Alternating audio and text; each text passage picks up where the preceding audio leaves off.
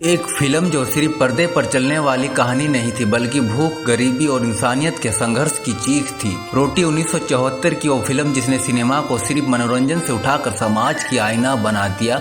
राजेश खन्ना और मुमताज और निर्देशक मनमोहन देसाई की ये फिल्म आज भी उतना ही प्रासंगिक है जितनी उस दौर में थी, लेकिन इसके पीछे की कहानियां वो जो किसी ने आज तक नहीं बताई, आज सिने प्रिंस पर आपको दिखाएंगे वो अज्ञात और छिपे हुए फैक्ट्स। शुरुआत एक ऐसी जानकारी से जो शायद ही आपने कहीं पढ़ी हो। रोटी का मूल कहानी आंशिक रूप से 1959 की हॉलीवुड फिल्म फेस ऑफ ये फुजिटिव से ली गई थी, लेकिन मनमोहन देसाई ने इसे पूरी तरह भारतीय जमीन पर रखा, जहां कहानी सिर्फ एक भगोड़े की नहीं बल्कि भूख और इंसानियत की बन गई। उन्होंने इसे उस समाज से जोड़ा जहां भूख सबसे बड़ा अपराध भी बन सकता है। ये प्रेरणा कभी पब्लिकली स्वीकार नहीं की गई, लेकिन ये फिल्म की बुनियादी का हिस्सा थी। इंसान को दिल दे, जिस्म दे, दिमाग दे, लेकिन कमबख्त पेट मत दे। ये डायलॉग आज भी रोंगटे खड़े कर देता है। ये फिल्म थी जहां कादर खान को पहली बार एक बड़े लेखक के रूप में पहचाना गया। मनमोहन देसाई को उनके डायलॉग इतने पसंद आए कि इसके बाद उन्होंने कादर खान को अपनी अगली कई फिल्मों में लिया। ये फिल्म उनके करियर का टर्निंग पॉइंट था।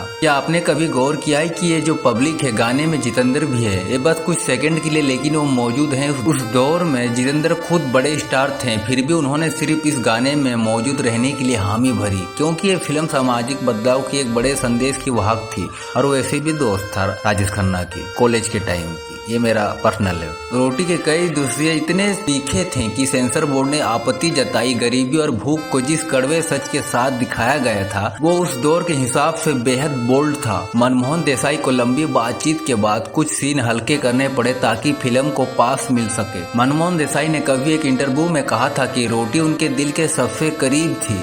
क्योंकि उनका बचपन में भूख और गरीबी से गुजरा था। ये सिर्फ स्क्रिप्ट नहीं था, ये उनके जले हुए अनुभव की राख से निकली आग थी। फिल्म का असली नाम भूख था, लेकिन प्रोड्यूसर ने इसे बहुत नेगेटिव माना। रोटी एक आम आदमी के दिल से जुड़ा शब्द था, जिसमें भूख भी थी और उम्मीद भी।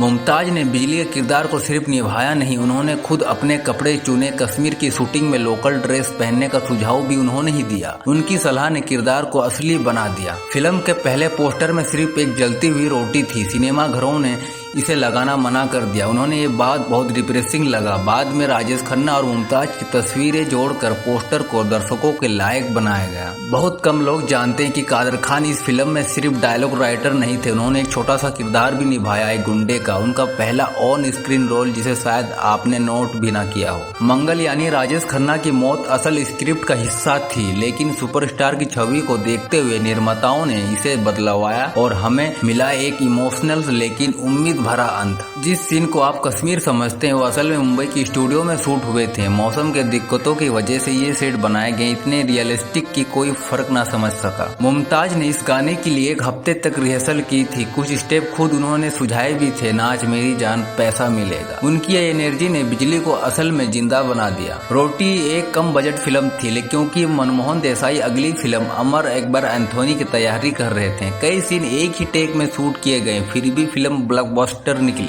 कश्मीर में एक पुराना घर जो फिल्म में दिखाता है वो असल में एक स्थानीय परिवार का था। क्रू के साथ साथ कुछ लोग सेट डिजाइन में भी शामिल हुए थे। फिल्मों की शूटिंग के दौरान मुमताज बीमार पड़ गई थी। कुछ सीन जल्दी शूट किए गए, फिर भी उन्होंने अपना 100% दिया। राजेश खन्ना ने इस फिल्म के लिए खुद को एक फकीर की तरह तैयार किया। मुंबई की सड़कों पर अकेले घूमे, लोगों का हाव भाव देखें ताकि भूखे भगोड़े इंसान की सच्ची मानसिकता समझ सके। रोटी इन दोनों की आखिरी बड़ी हिट थी। इसके बाद मुमताज ने शादी की और फिल्म इंडस्ट्री को अलविदा कह दिया। रोटी सिर्फ एक फिल्म नहीं, ये उस दौर की भूख और दर्द, आसमनताओं की इंसानियत की कहानी थी।